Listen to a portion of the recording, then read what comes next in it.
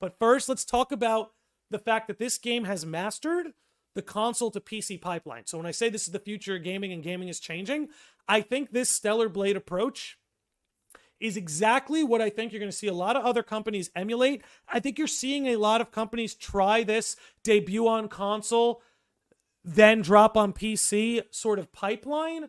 But I don't think any of them, I think Stellar Blade did it right, and it shows. They sold 2 million on console over the course of a year, and they sold 1 million on PC in the course of a weekend. Now, there's a lot of reasons for that. But ultimately speaking, I think for one is when that game dropped on console, we all knew from day one it was coming to PC. There were no questions asked. You knew when that game dropped on console that no matter what, it was coming to PC in one way or the other. You knew from day one that it was happening. I think the other thing Stellar Blade did well is that there was consistent DLC with the Nier DLC, the Nikki Goddess of Victory DLC. So they were very smart to keep themselves in the cultural zeitgeist during that 1 year window from console to PC. So no matter what, Stellar Blade stayed in the headlines for a year because they very strategically dropped their DLC after the base game launched. So I think between their release and always having the intent to be on PC, having steady DLC that was not $40 a pop. We're talking like it was $10 DLCs, steady DLCs to keep people engaged and happy.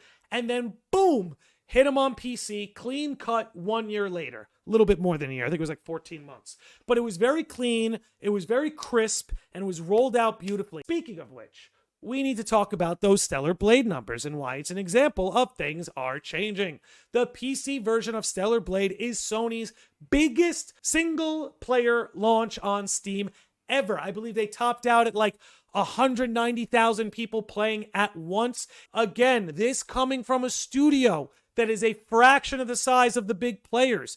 This coming from a studio that this was their first AAA game. They only have two. They've got Nikki Goddess of Victory. This is their first console level game. And look at what they're achieving. Why couldn't a lot of other big studios pull this off? Right? There's something really cool and interesting going on here. I'll say it again, there's something really cool and interesting going on here. And what doesn't get enough credit, what does not get enough credit is these are brand new IPs. This is what we've been asking for.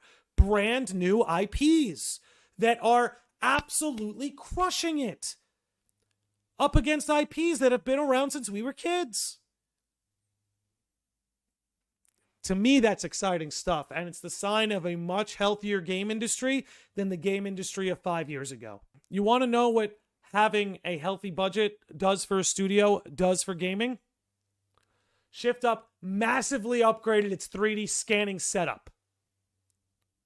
Both these games, I'm telling you, any CFO worth his salt will be sitting down their board of administrators and going, why do we need 1,000 people to make this game? Why do we need $100 million to make this game?